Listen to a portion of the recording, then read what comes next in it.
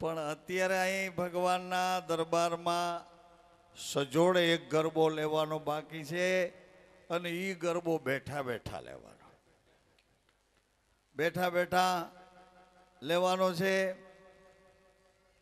આજે ભાદરવા સુધી બીજ છે એટલે રામદેવજી મહારાજની કથામાં એવું લખ્યું છે, ભાદુડેજી દૂજરો ચાંદવીરા ઉગ્યો, ભાદુડેજી દૂજરો ચાંદ વીરા ઉગ્યો, તઠે બ્રહ્મદેવજી પધાર્યા. એક ઉલ્લેખ છે રાજસ્થાનની રામાયણમાં કે ભાદુડેજી દૂજરો એટલે ભાદરવા મહિનાની બીજનો ચાંદ એટલે ચાંદો ચંદ્ર બીજ આકાશમાં ઉગ્યા અને બ્રહ્મદેવજી મહારાજ વંશમાં પધાર્યા. મિનળદેવ માતાએ ઉદરથી જન્મ આપ્યો એને જ વંશ કહેવાય ને. માં એવું કહે છે રાજુભાઈ, મિનળદેવ માતા કહે છે, એક રે ટાબર મારો હે, એક ટાબરિયો મારે ગર્ભ શું જન્મ્યો, એક રે ટાબરિયો મારે ગર્ભ શું જન્મ્યો.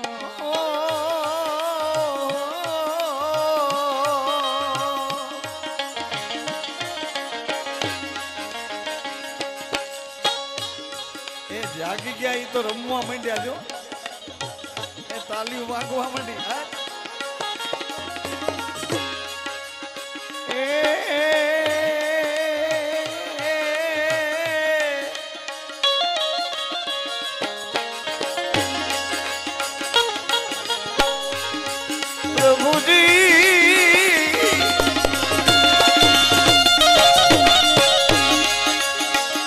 એક ટાબરિયો મારા ગર્ભ શું જન્મ્યો, એક ટાબરિયો મારા ગર્ભ શું જન્મ્યો, એક ટાબરિયો મારા,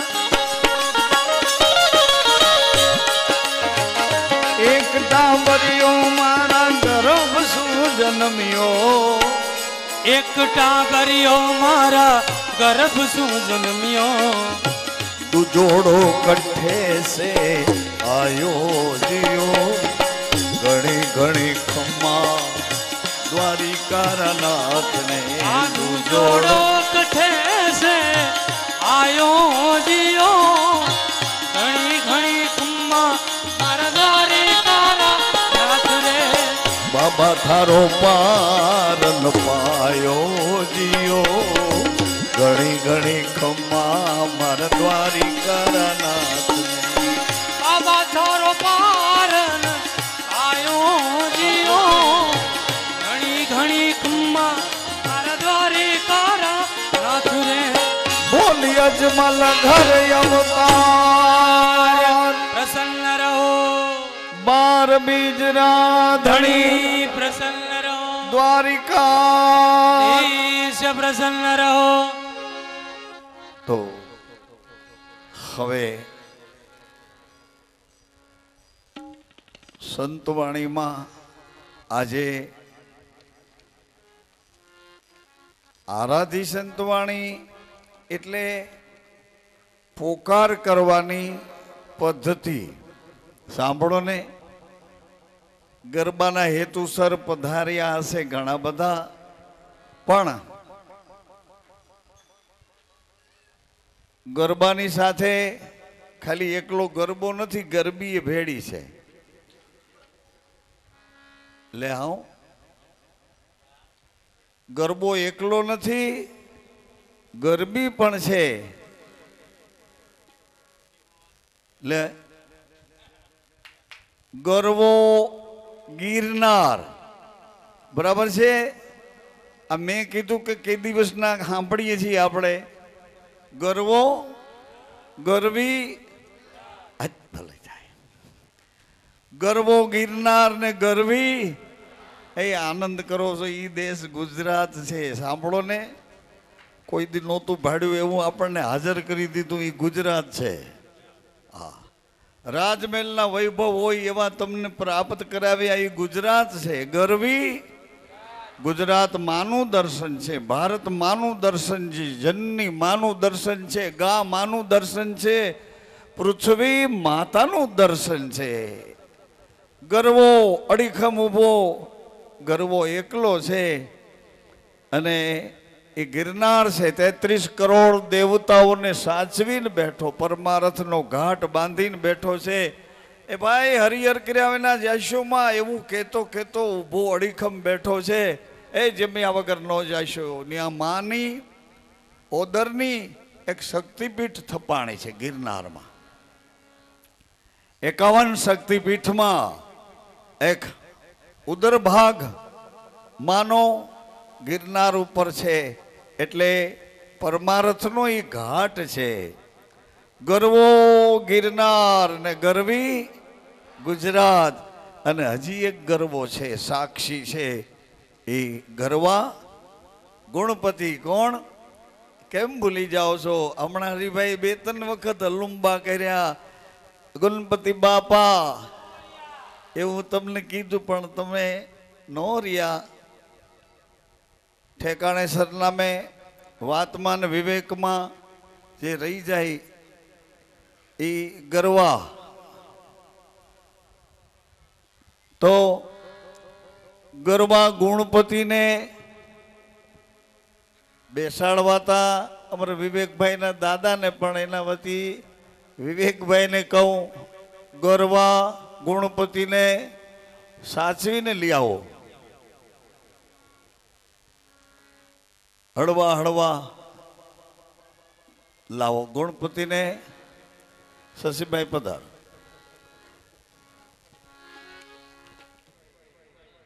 તો અતિ મહત્વની, આવો ભાઈ, આવો આવો, વેલકમ.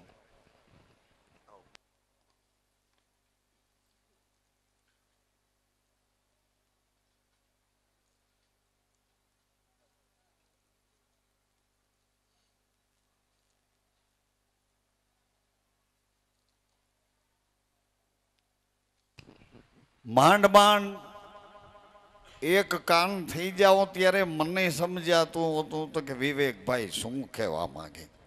વિવેકભાઈ કે હું કઈ કહેવા માંગતો નથી. આગળના જે સંતો રવિ, મોરાર, ત્રિકમ, ગંગ, ખીમ, જીવણ, મીરા, નરસિંહ, પ્રીતમ, ડુંગરપુરી, આ જે મહાત્માઓ કહી ગયા એ હું તમને કહું છું. અને તમે ખરેખર જો આવ્યા, અહીંયા પધાર્યા છો, તો તમારી કલાક, તમારી મિનિટ, સેકન્ડ ઉપયોગમાં આવવી જોઈએ. આવું મારું એક અંગત માનવું છે. એમાં એક દી મેં એવું સાંભળ્યું, તારી એક એક પલ જાય લાખની ઘટમાં માળા જપી લે એના નામની. કેના નામની? કે એક એક પલ જાય છે છતાંય પલ તને આપે જ રાખે છે. એક પલ ગઈ, બીજી પલ ગઈ. પલ જાતા જાતા સેકન્ડો 60 થઈ, મિનિટનું રૂપ લીધું, મિનિટ 60 થઈ, કલાકનું રૂપ લીધું, કલાક 24 થઈ, રાતને દિવસનું રૂપ લીધું. એવા રાત દિવસ 7 ભેળા થયા ત્યારે અઠવાડિયાનું રૂપ લીધું. 2 અઠવાડિયા મળીને 15 દિવસ થયા ત્યારે પખવાડિયાનું રૂપ લીધું. 2 પખવાડિયાએ મહિનો માસ બતાવ્યા. 15 દિવસ અંજવાળાના, 15 દિવસ અંધારાના શરીર ઉપર પ્રકૃતિની અસર થઈ. પ્રકૃતિએ આ શરીરને એક ધર્મનું દર્શન કરાવ્યું. સાંભળો ને માતાઓ, 15 દિવસ અંજવાળાના, 15 દિવસ અંધારાના. એટલે માએ પોતાનો ધર્મ પ્રગટ કર્યો. 12 બીજના ધણી કોણ? 12 જ્યોતિર્લિંગમાં, લિંગમાં, બીજમાં અંકુર રૂપી પરમાત્માએ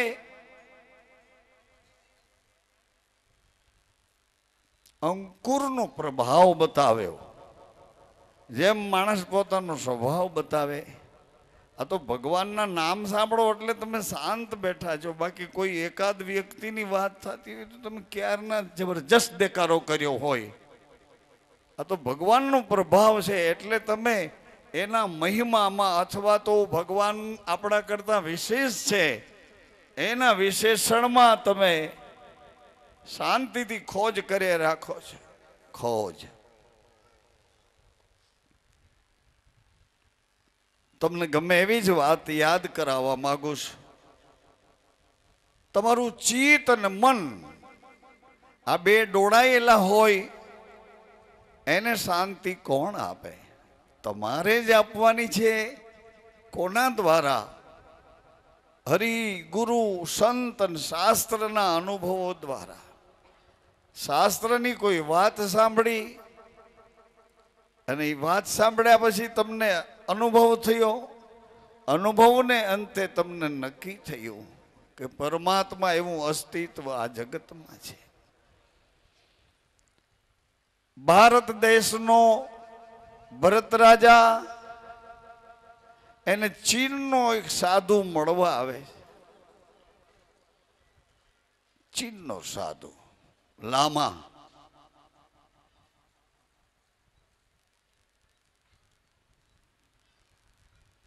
મળવા આવે છે. ભરત રાજાના દીકરા વ્યવસ્થા સંભાળી રહ્યા હતા. એણે કીધું કે મારા પિતાજી અત્યારે નહીં મળે. સાધુએ કીધું તો ક્યારે મળશે? કે અત્યારે નાટકશાળામાં છે. એ મોટી બેન સાંભળો ને ભાઈ, નાટકશાળામાં છે. એટલે ચીનનો સાધુ કે જે દેશનો રાજા નાટકશાળામાં હોય એ દેશમાં બીજું શું જોવાનું હોય? એણે તો માંડવાળ કર્યું. માંડવાળ કર્યું કે હવે ટાઈમ બગાડવો, આવું ને આવું અમારું 1.5 કલાક હાલે તો તમે માંડવાળ કરો કે આમાં હળ હુસતી નથી. અને આ બધાની વચમાં બેઠા મોટા થઈ એટલે ઉઠાતું નથી, એટલે સહન નથી થતું. આ પછી મજીરાવાળા તમારી વાત ધરાર તમને હાજર રાખવા, નગર તમે આમ બોલો એવું મેં સાંભળ્યું છે. બિંદુજી મહારાજ કરીને એક મહાપુરુષ હતા. છોકરાઓ ગમે એ મોટી બેન છોકરાઓ રડતા હોય ને, નરસિંહ સીતારામ, છોકરા રોતા હોય અને એ બિંદુજી મહારાજ આવીને એના સ્ટેજ ઉપર બેસી જાય, એની ગાદી ઉપર, અને એની પરામાં, એની નાભીમાં ધીમે ધીમે ધીમે કરતો એક સૂર કાઢે. એની ઘડીએ છોકરા માઉના ખોળામાં સૂઈ જાય. ભાઈ સૂઈ જાય, બાળકો સૂઈ જાય. અને મોટા છે એ બધા એક વિચારમાં સ્થિર થઈ જાય. આવો એ વાણીનો મહિમા, એ વાણીનો પ્રભાવ. હું એવું કહેવા નથી માંગતો કે અમારા વર્ષોના આ સંગીતના સાધકો એને મોકો મળે તો એ પણ એવું કરી શકે એવા છે. અમારે જેટલા 5-7 સ્ટેજ ઉપર બેઠા એ બધાને એક થવું પડે. વગાડતા હોય વગાડતા જાય ને સાંભળતા જાય, ગાતા હોય એ વગાડનારાને એકરૂપ સાથરૂપ થતા જાય. મતલબ મારો કહેવાનો એવો ભાવ હતો કે તમે એક જ છો. આંખેથી જોવાવાળા એ છો, કાનેથી સાંભળવાવાળા એ છો, જીભ મોં હોઠ દાંત પરા હૃદય એમાં બધાને ભેળા કરીને બોલવા વાળા એ તમે એક છો, પણ તમે બોલો અને તમે સાંભળો, આ બે વાતને તમે જો એક કરી નાખો એટલે તમારો આ શરીર લીધાનો થાક ઉતરી જાય. શરીરનો વજન ઉપાડીએ છીએ ને આપણે કેટલા ટાઈમથી, એ તો નો હાલી શકતા હોય એટલે પછી આપણા બા કે લાગતા વળગતા આપણને તેડી લે, પણ પછી 5-5 7-7 વર્ષના પાખડા થઈ જાય પછી એને તેડવાનું કેવી રીતે તેડવા? અપારિંગ હોય તો તેડે. એમ મારો કહેવાનો જે ભાવ છે એ બાજુ તમારો દોર જો હશે તો થાક ઉતરી જશે. શેનું થાક લાગે છે? આ સાંભળે છે એને ખબર નથી એ બોલે છે એ કોણ છે, બોલે છે એને ખબર નથી કે સાંભળે છે એ કોણ છે, બોલે સાંભળે એ બેયને ખબર નથી આ જોવે છે એ કોણ છે, આ ત્રણેયને ખબર નથી અંદર બેઠો ખટપટ કરે એ કોણ છે, એ ચારેયને ખબર નથી કે આ ચારેય ભેગા મળીને કઈ ખટપટ કરે, એમાંથી એનું દોરડું લઈ અને આપણી ડોકમાં નાખીને ખીલે બાંધી દે છે, એ ચારેયને ખબર નથી.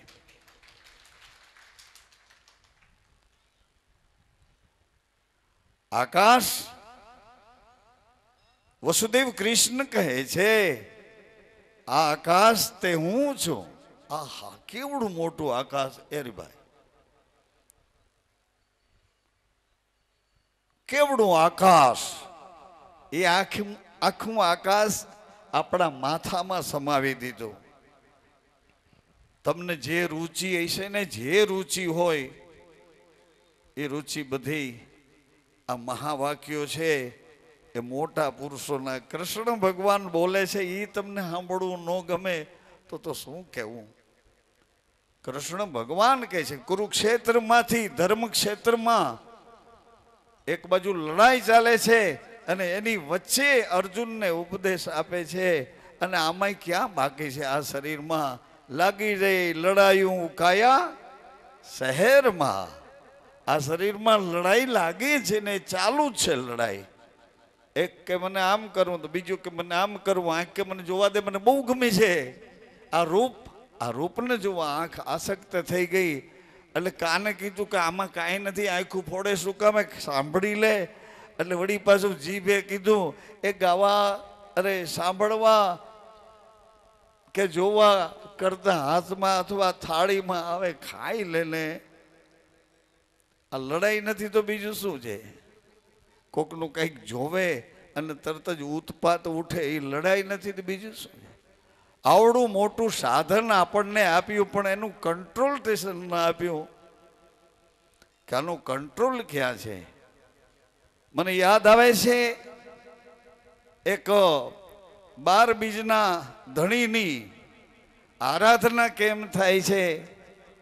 આરાધના 12 બીજના ધણીની આરાધના અહીં તમે સાંભળી તો લો, પછી એ આરાધના ઉપર તમને ભાવ જાગશે, પણ ભાવ ઘડીકમાં જાગતો નથી. ભાવ ક્યારે જાગે છે? ભય બિન પરિત નાઈ ગુસાય. માથે કંઈ આપણને આફત આવી જાય ત્યારે ભગવાન તરફ ભાવ જાગી જાય. એના સરનામાં ગોતીએ, ક્યાંથી આ દુઃખ હળવું થાય એના બધા સંબંધો ગોતીએ. ભાવ નથી, ભયથી ભાવ જાગે. ભયનું રૂપ તમને યાદ કરાવું, ભયના પ્રકાર યાદ કરાવું. કોકને ઓથે બેસી જાય એને નિર્ભય કહેવાય. એ માણસ તમારા વતી આગળ ઊભો રહી જાય, ખબરદાર જો એનું નામ લીધું છે, એની જવાબદારી મારી છે, અને પેલો માણસ સમજી જાય કે આ એને ઓથે આવી ગયો છે, એને નિર્ભય કહેવાય. કોઈ પાછળ દોડતું હોય ને આપણને પકડીને મોતને ઘાટ લેવા માંગતું હોય એ ભય કહેવાય. કોકનો આશરો મળી જાય એ નિર્ભય કહેવાય. અને ગુરુ જ્યારે એનું સ્વરૂપ સમજાવે ત્યારે એને ખબર પડી જાય કે હું મરવાનો નથી, એને અભય કહેવાય. ગુરુ ઓળખાણ આપે કે આમાં મરશે કોણ? મરશે કોણ? ગંગા સતી કહે છે કે આમાં મરવા વાળું એક તત્વ છે, બાકી બીજા કોઈને કાળ કાંઈ કરી શકવાનો નથી. કાળ કંઈ ના કરે. એક તત્વ મરે એવું છે, બાકી એને જીવતું રાખનારું ચેતન મહાતત્વ છે, એને કાળ નહીં કાંઈ. અને વળી પાછું સમજાવીને કીધું, સંસારમાં રહીને કીધું, ઊંચામાં ઊંચા ગોહિલો ક્ષત્રિયોના ઘરમાં મર્યાદાઓ સાચવીને કીધું. રજભાઈ સૂર્ય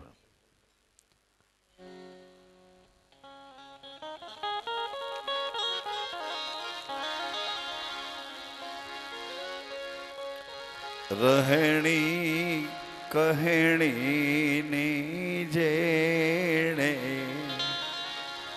ટંકશાળ માંડી પાનબા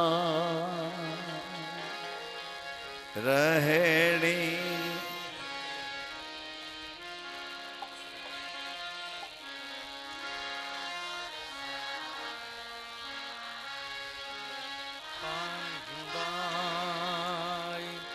સુરતા વચનની માય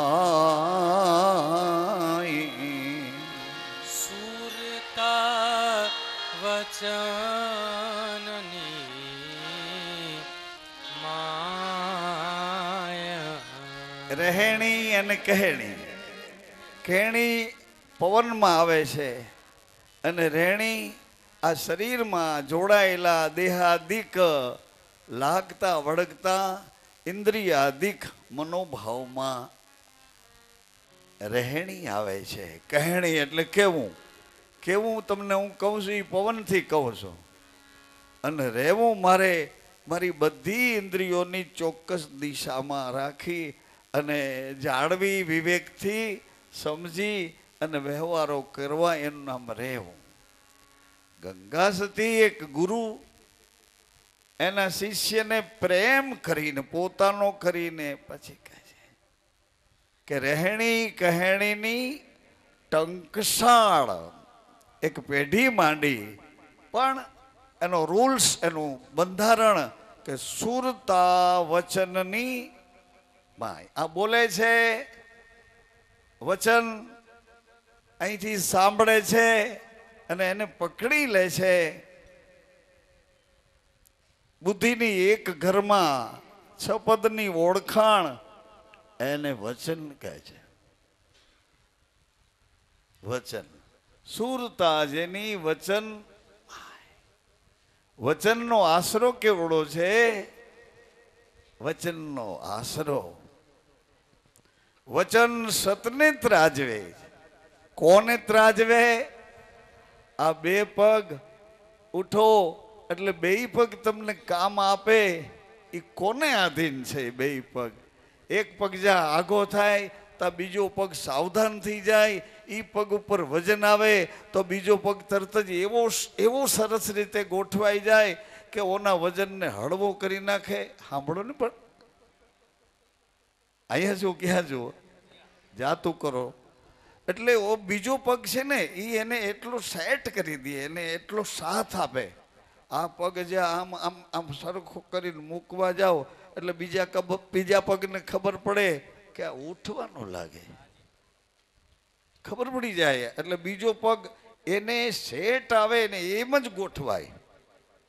2-3 વખત પડી જાઓ પછી તમે ઊભા થાઓ, 2-3 વખત પડી જાઓ પછી ઊભા થાઓ, એવું થાય છે. આ એક અમારા બાબલું જો કેવા જોર જોરથી આમ શરીર એનો પગ એનો ધરતી પર અડવા ન દે, અને તમારા બધાની હારે 60-70 વર્ષને આળે ગેડે ખોખું ગયું, પણ તો એને એવું કેટલા સમયથી આ કરતા હશે, તો એને એ આમ સેટ થઈ ગયું. એક પગ બીજો પગ બે આમ જમીનથી ઉપર ઉપર રમે છે, તો એને પડવા નથી દેતા. એવી રીતે આ સેટિંગ છે. અહીંથી તમે કાનને મોકલો, આ બોલે, કાન સાંભળે, કાન સાંભળ્યા પછી એના બોલને પકડી લે છે.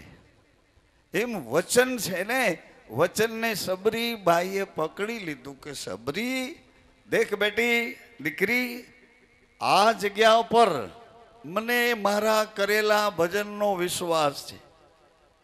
મેં અહીંયા તપ કર્યું છે, તપનો મને ભરોસો છે. એટલે અહીં તું રહીશ ને તો એક વખત ભગવાન મર્યાદા પુરુષોત્તમનો અવતાર લેશે. તે વખતે અહીં આવશે તને એના દર્શનનો લાભ મળશે. દર્શનનો લાભ. રંગ પરના તળાવને કાંઠે બેઠેલા રામગર બાપુ કહે છે, ફતેહ દિવસ હાથમે અહીંયા બેસી જાજો બાપ. એટલે બધું દૂર ન જવું હોય તો અહીં આપણી બાજુમાં જ આ દિવાલ પછી જ એક મહાન સંત, એ બહુ જાજા નહીં, થોડા સમય પહેલા જે સંત થઈ ગયા. ફતેહ તો દોડ્યા જ જમરાળા નામના ગામની નદીની વચ્ચે બેસી ગયા. ગામ લોકો ના પાડે છે, આ તમને અહીં બેસવા નહીં દે, એવું પાણી આવશે. એટલે ફતેહ બાબા કહે છે, ફતેહ સિંહનું નામ, એણે કીધું કે હું તમારા ગામની નદીની વચ્ચે બેઠો, હું તો મારા ગુરુના વચનને વિશ્વાસે બેઠો. આવડો વચનનો વિશ્વાસ કોઈને યાદ હોય તો કયો તો ખરા કે આ સંસારમાં આવ્યા ત્યારે કેને વચન આપીને આવ્યા. મા ને પિતા તો બે 4 મંગળ ફર્યા એટલે વચને બંધાણા. પણ આપણે કેને વચનને આધારે આ સંસારમાં આટો દેવા આવ્યા. આ શરીર ભોગ પ્રધાન નથી. ભલા આ શરીર ભોગ પ્રધાન નથી, ભોગો માટે નથી આપ્યું. અને એવા ભોગોમાંથી પણ યોગ થાય છે. અને યોગમાંથી એક તત્વ સંપૂર્ણ એ એક ઝટકાની સાથે એ તત્વ તણખો બનીને ખરી પડે છે. આ બધી ક્રિયાઓ આ શરીર દ્વારા થાય છે. સરસ મજાનું મોટા પુરુષો બોલે છે વિવેકવાળું, પણ શરીરનો સાથ લઈ આ સંસારમાં તમે રૂડા દેખાવ પણ શરીરનો સાથ લઈ, ગમે એવડા જ્ઞાની હો પણ શરીર તમને સાથ આપે, તમારી આંખોમાં નિર્મળતા આપે, તમારા કાનમાં ઉગ્રતા ના આપે, તમારી વાણીમાં એવી મીઠાશ આપે, સત્યનો રણુકાર આપે. શરીર પણ જેમ તેમ નો માનશો એમ કહો. જે કહેવા જાઉં છું તે માત્ર ને માત્ર એટલું છે, વચનનો આશ્રય લઈ અને આ બોલે છે એ બોલ વચન બની જાય છે. ક્યારે વચન બને? આ શરીર પાસેથી તમારે લેવાનું જે વળતર છે એ શરીરને તમે ધીમે ધીમે ધીમે ધીમે હળવું ગંગા સતીના કહેવા પ્રમાણે સૂક્ષ્મ ખાવું, સૂક્ષ્મ પીવું, સૂક્ષ્મ કરવો વ્યવહાર, સૂક્ષ્મ કરવો વ્યવહાર. આ બધા મોટા પુરુષોએ અનુભવ કર્યા છે. એ અનુભવ પછી એને પ્રાપ્ત કર્યા એવા સુખો એને આપણને મોકલાવ્યા. હે સંતો, હે ભક્તો, હે ભજનીકો, હે કલાનિધિઓ, કલાકારો, આનો મહિમા તમે હળવો કરી અને મૃતલોકના મુસાફરખાનામાં અટવાયેલા કેટલાય જિજ્ઞાસુ છે, છતાં હરેરી ગયા છે, હાંફી ગયા છે અને પગ ભરી શકતા નથી, એને વળી પાછી જાગૃતિ આપીને જગાડો. એટલા માટે આ સંતોની વાણી છે, રોકડા કરવા માટે નથી. પેટને પાકીટને હાચવીને સંતવાણી ન થાય. પેટને પાકીટને હાચવવા લોકોને ચિંતામાં હોય, થોડીક વાર મનોરંજન આપી શકાય. સંત વાણીનો અર્થ આ નથી. સંતોની વાણી, પરાની વાણી, એમાં સહી થઈ ગયેલી હોય, નીચે નામ લખ્યું હોય. હજી કહે રે ડુંગર પૂરી સાધા કે રે ચરણે. હા, કચ્છમાં એક મહાપુરુષ થઈ ગયા અને એ એવું બોલ્યા, કહે રે ડુંગરપુરી સાધા કે રે ચરણે, એટલે સંતોના ચરણે. સાધા કે રે ચરણે એમાં સહી થઈ ગઈ છે. અને એ સહી થયેલા વચનો છે એ આપણને કદાચ સાંભળવા મળે. એ વચનનો વિશ્વાસ કરો તો એ વચન કોઈ કાળે આપણને દગો દેતું નથી, દગો નથી દેતું. એટલે વિનંતીપૂર્વક હું તમને આ ઉપદેશ નહીં પણ ઉદ્દેશ છે એ યાદ કરાવું છું. ઉદ્દેશ ગંગા સતીના કહેવા પ્રમાણે કે રહેણી કહેણી એની ટંકશાળ માંડી કોણે? કે જેની સુરતા વચન માય, વચન સાથે જેની સુરતા લાગી છે. આમાં તાલાવેલી સાંભળવાની છે, એવડું એકાગ્ર થઈને સાંભળવા માગે છે. અને આમાં બોલવાની તાલાવેલી છે. પણ શું બોલું કે જે બોલમાં જૂઠ ના આવે, જે બોલમાં જૂઠ ના આવે. સાંભળો ને, જે બોલ એ બોલમાં ભલે થોડું બોલાય પણ જૂઠ ના આવે. એ બોલ જો નીકળે અને એ કાન સુધી જાય તો એ કાનમાં આવેલો એ બોલ વચન બની જાય. અમર માને દેવીદાસ બાપુએ ખાલી એટલું કીધું કે અમર દીકરી, તારું શરીર સ્ત્રીનું છે, રૂપાળું છે, યુવાન છે, એટલે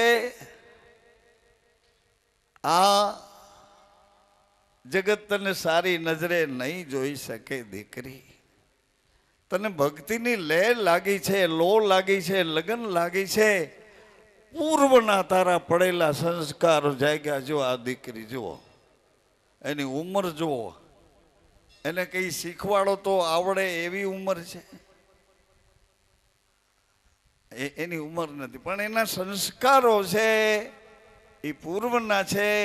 એને સમય આવ્યો એટલે જાગ્યા છે. અને જાગ્યા પછી એને યોગ્ય માર્ગદર્શન મળતું જાય તો એ એને સરનામે પહોંચી જાય. આનંદ પોતાને મળે ને અનેક નહીં આપે. પોતે આનંદ લેતા થાય અને અનેકને આનંદ આપતા થાય.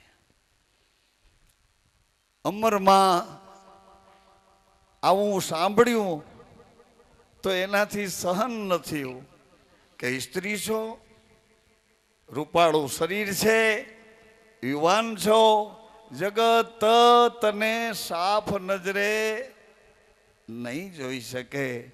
એટલે અમરમાંથી નો રહેવાયું. કઠોર વચનો લાગ્યા. અરે સ્ત્રી, દીકરી, યુવાન, રૂપ, આવું બધું મને મળ્યું છે એટલે એ મારું પાપ છે? પાપ છે મારું? મને રૂપ મળ્યું છે એ મારા માતા પિતાની કમાઈ, એનું તપ છે, એનું મને રૂપ મળ્યું છે. મા બાપની કમાઈ છે, એના સંતાનો રૂપાળા રૂપાળા દેખાય. તમે એની ઈર્ષા કરો એને કાંઈ ન થાય. અરે ગમે એટલા અદેખા થઈને પછડાવો પણ એને કાંઈ ન થાય. એક રાજાનો તો કદરૂપો, એ રાજા કદરૂપો એટલે બે હદ કદરૂપો. હામાં જોવે તો આપણને એમ થાય કે મોઢું હંતાડીથી આપણું અને જોઈને હસી પડવું પડે. એટલે એ રાજા હતો, ભલે કદરૂપો હતો, પણ એની સભામાં એક નાચવાવાળી નાચતી હતી, બાઈ નૃત્ય કરતી હતી. એમાં એ નાચતા નાચતા આ રાજાનું થોબડું જોઈ ગઈ નાચવાવાળી, એટલે બિચારીથી હસાઈ ગયું કે મારા ભાગ તો જો. એટલે રાજાએ કીધું બંધ કરો, બંધ કરો. જેમાં અમે વચમાં વિક્ષેપ કર્યો એમાં માંડ રોડે ચડ્યું હતું.